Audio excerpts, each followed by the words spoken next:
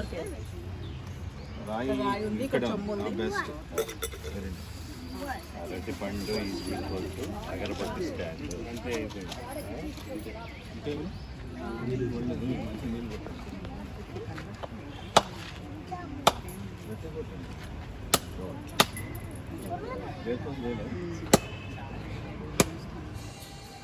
రాఘవా గౌడు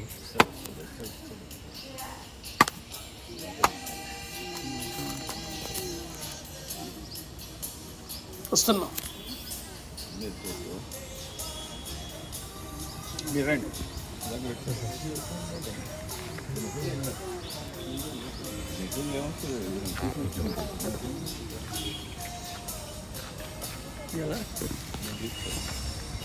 video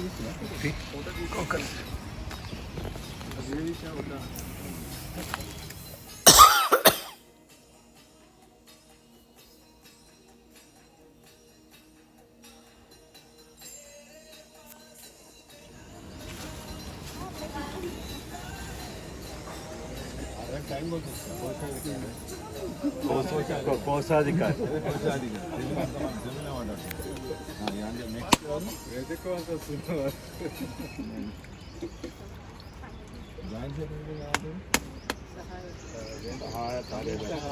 సహాయక కార్యాన్ని ముందుకు వేసుకునే దర్శి.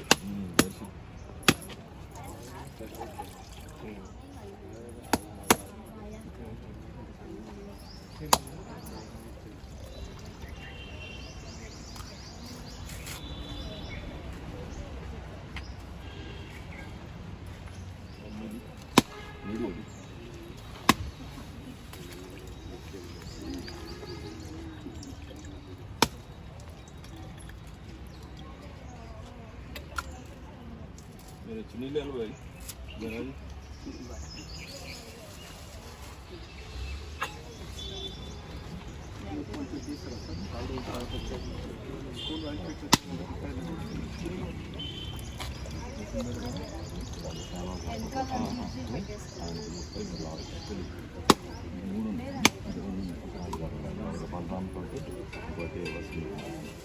ఆగస్ట్ 15 మేనదనే ఇప్పుడు ఆమె తెచ్చిన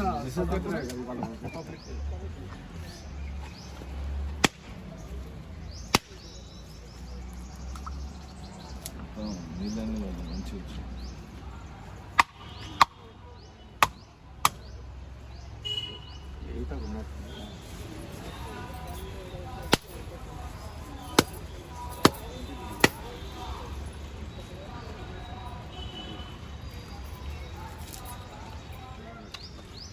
హన్ఫర్లింగ్ మీద లేడీస్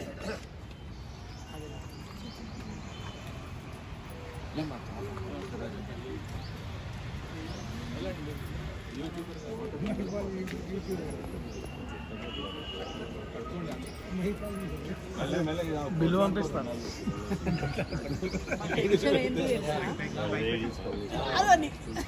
అది వెళ్ళదా రావట్లేదా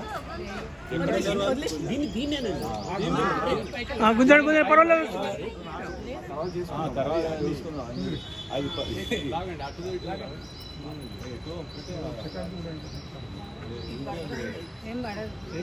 పడదు కానీ వాడు పడదు మేడం రియల్లీ పార్క్ అంతా చూసుకుంటున్నాం. తీసుకోండి మీరు తీసుకోండి గుంజండి పైకి గుంజండి బస్ యూట్యూబ్ ఇది గుంజండి, ఇది గుంజండి, అది గుంజేసే, అది గుంజేసే,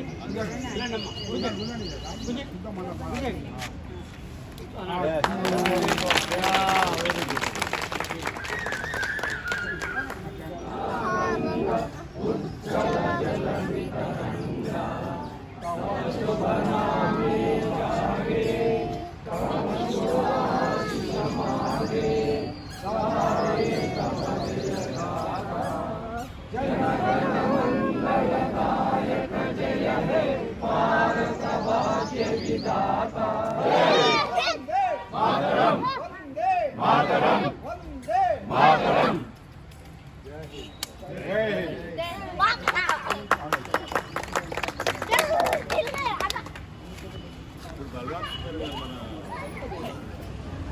మరొకసారి మీకు అందరికీ ఆహ్వానం పలుకుతూ ఇవాళ నేటి స్పీకర్గా నోముల బలరాం గారు అంటే ఈ కాలనీలో అందరికీ తెలిసి ఉండొచ్చు.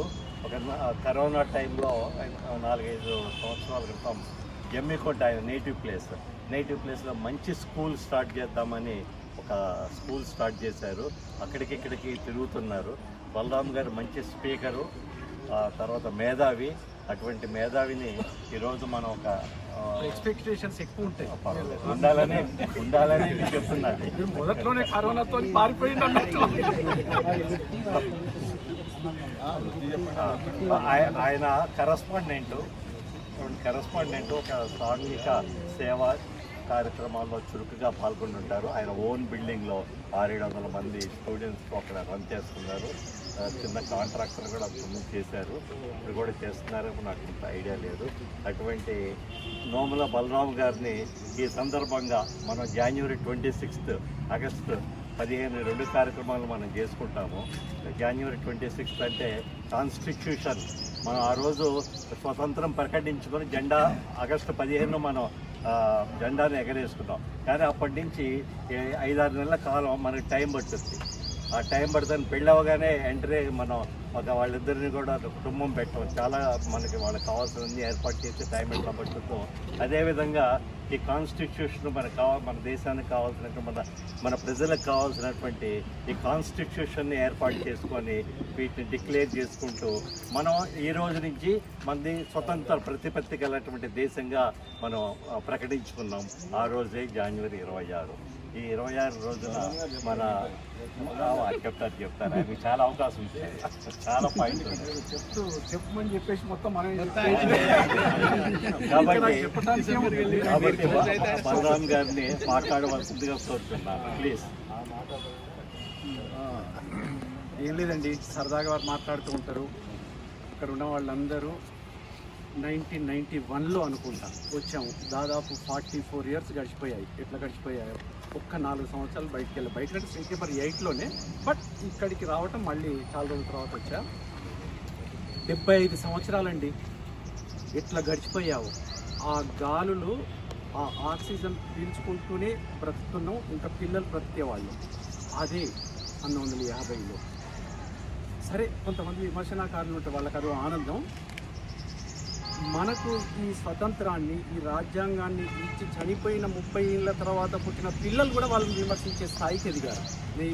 నేను స్కూల్లో కూడా అదే చెప్తాను.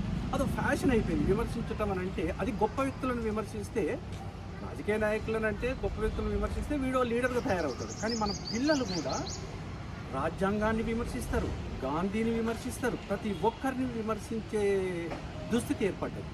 అది మరి కల్చర్ ఎటుపోతుందో ఏంటో తెలియదు. సరే, అంత మనం డీప్గా పోతే బాగుండదు. అదే నేను చెప్పేది. ఇక్కడ 40 ఏళ్ళు ఉన్నవాడిని 75 సంవత్సరాల నుంచి ఒక దేశంలో, ఇప్పుడు మిగతా గాజా లాంటిది ఇవ్వాలి చూసా, వాళ్ళకి స్వతంత్రం ఉందా? ఉంటే అనుభవిస్తున్నారా? మనకి ఇంత అద్భుతమైన స్వతంత్రాన్ని ఇచ్చిపోయిన గొప్ప వ్యక్తులను, మహనీయులను తలుచుకోవటానికి కూడా షేమ్ ఫీల్ అవుతూ ఉంటారు కొంత వ్యక్తులు. నాలుక విరటం, పెదాలి పక్క కనటం, అది ఏం ఆనందమో తెలియదు వాళ్ళకు. అట్లాంటి దేశము సమున్నతంగా నిలబడుతూనే ఉంటుంది. అందుకని నాకు దీంట్లో చరణాలు బాగుంటాయి కొన్ని. ఆ రోజులలో అంటే మా 10th వచ్చేసి 1976. అప్పటి పాటలు, అప్పటి 15 ఆగస్టు, అప్పుడు 15th ఆగస్ట్ అనే వాళ్ళం కూడా కాదు, 15 ఆగస్టు 26 జనవరి, ఆ రోజుల నుంచి పుట్టిన వాళ్ళం. కాబట్టి గాంధీ పుట్టిన దేశం, రఘురాముడు ఏలిన రాజ్యం, ఇది సమతకు మమతకు సంకేతం, ఇది సమతకు మమతకు సంకేతం. గాంధీ పుట్టిన దేశం, రఘురాముడు ఏలిన రాజ్యం, ఇది సమతకు మమతకు సంకేతం, ఇది సమతకు మమతకు సంకేతం. వేదాలన్నీ మరచి, మోసం ద్వేషం విడచి, వేదాలన్నీ మరచి కూడా స్వాగతం చెప్తుంది. ఈ సందర్భంగా మేము పార్క్కి కొన్నాళ్ళు మాకు వాచ్మెన్ దొరకలేదు. అయినా సరే ఈ పార్క్ని మెయింటైన్ చేసి నాది అన్నట్లుగా చేసి దీనికి కష్టపడ్డటువంటి ఇద్దరు వ్యక్తులు ఉన్నారు. ఒకరు ఫణీందర్ రెడ్డి గారు, అక్కడ ఆయన ప్రస్తుతం వైజాగ్ వెళ్ళారు, ఆయన రేపు వస్తారు, ఆయన ఇక్కడ లేరు. వసుంధర గారు, వీళ్ళిద్దరు కూడా ఈ పార్టీకి ఒక జీవశక్తి ఇచ్చారు. ఒక 2 నెలలు 3 నెలల పాటు జీవశక్తి. ఇప్పటికి కూడా ఆవిడ అవసరం వచ్చినప్పుడు చిమ్ముద్ది, ఆకంతా కూడా పడే. అటువంటి వసుంధర గారికి ఒక చంద్రుడికో నూలు పోగులాగా ఒక చిన్న సత్కారం చేద్దామనేటువంటి ఒక సంకల్పం మేము చేసుకున్నాము. కాబట్టి సెక్రటరీ గారు, ప్రెసిడెంట్ గారు, భరత్ సింగ్ గారు, మీరు ముగ్గురు కూడా ఆవిడకి చిన్న సేవా కాపాడు రండి. భారత్ మాతా కీ జై.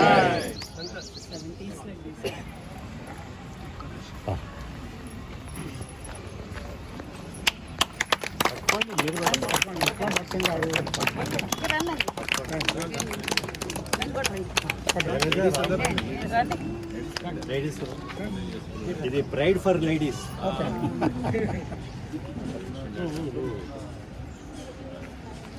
అందరికీ నమస్కారం అండి. మేము శ్రీనిధి అపార్ట్మెంట్ హాస్పిటల్ ఎదురుగా ఉండే కమిటీ నుంచి తరఫున మీ అందరికీ రిపబ్లిక్ డే శుభాకాంక్షలు చెప్తూ, we have done a very fantastic communal unity programme today and this is right occasion. So మీ అందరికీ గుడ్ విషెస్. అండ్ నేను ఎక్కువ మాట్లాడను కానీ ఈయన పాట చెప్పిన దాంట్లో the essence of the entire song, if it goes to these children, the next generation will be strong and India will be strong. And on this occasion, I have a small request. మా committee member ఒక principal sir, వాళ్ళ ఆవిడ కూడా head master, ఆ సార్ని పిలిచాను. ఈ message అందరికీ ఒకసారి చెప్తామని రండి సార్, ప్రిన్సిపాల్ సార్ రండి సార్. ఈయన గోపాల్ రెడ్డి సార్ ఎక్కువ సోషల్ వర్కర్, ఎక్కువ మందికి ఈ మా కమిటీకి, మా బిల్డింగ్కి ఈయన పిల్లలు సార్.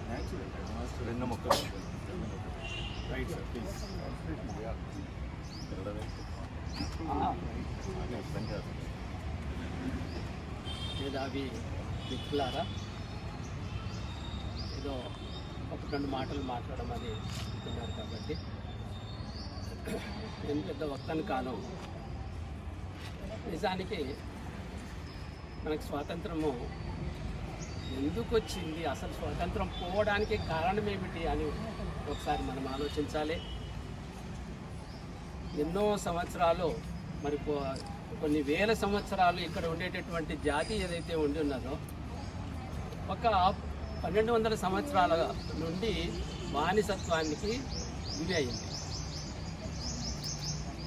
ముందు శకునులు వచ్చారు, హునులు వచ్చారు, తర్వాత మహమ్మదీయులు వచ్చారు, మొఘళ్ళు వచ్చారు, బ్రిటిష్ వాళ్ళు వచ్చారు. ఇక్కడ ఉండేటటువంటి సమాజాన్ని అంతా చిన్నాభిన్నం చేసిండ్రు.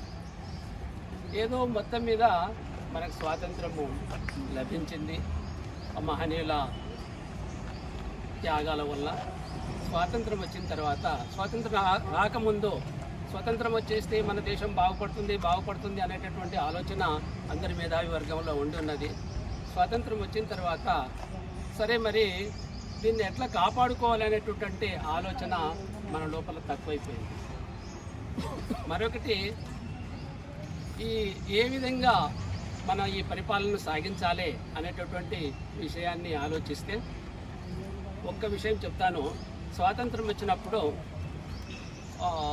నెహ్రూ గారు ఏమన్నారు, పండిత్ నెహ్రూ గారు, ఆర్మీ ఏదైతే ఉండి ఉన్నదో అక్కడ ఆర్మీ ఆఫీసరు కొంతకాలం పాటు ఆ బ్రిటిష్ వాళ్ళ ఆర్మీ ఆఫీసర్ని మనం స్వాతంత్రానికి ఉపయోగించుకుందాం, మన భారతదేశానికి ఉపయోగించుకుందాము అని అన్నారు.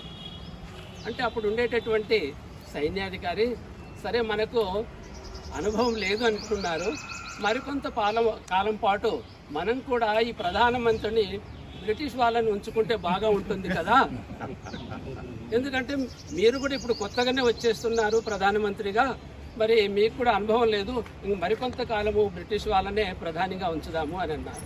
అప్పుడు వారికి ఆలోచన వచ్చేసింది, నిజమే నేను చేసినది పొరపాటు, నేను అన్నది పొరపాటు మాట అంటున్నాను. అప్పుడు స్వాతంత్రంగా మనకుండే ఆ కాలంలో బ్రిటిష్ వాళ్ళ కాలంలో కూడా మంచి మేధావులు 2వ ప్రపంచ యుద్ధంలో పాల్గొని అందరూ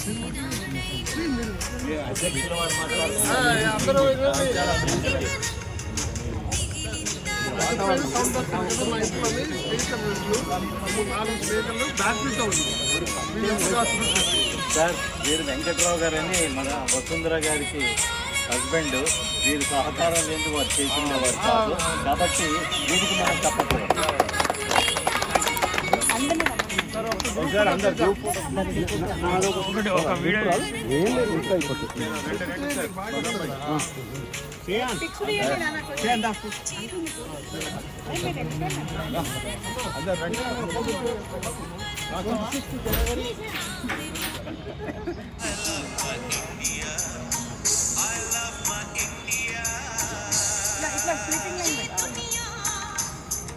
భారత్ మాతా की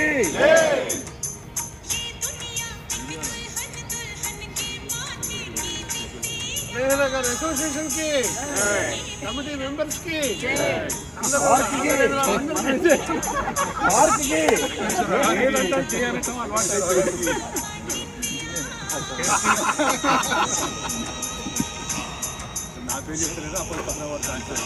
శ్రీకాంత్ రెడ్డికి 2, 3 1, 2, 3 1, 2, 3 థ్యాంక్ యూ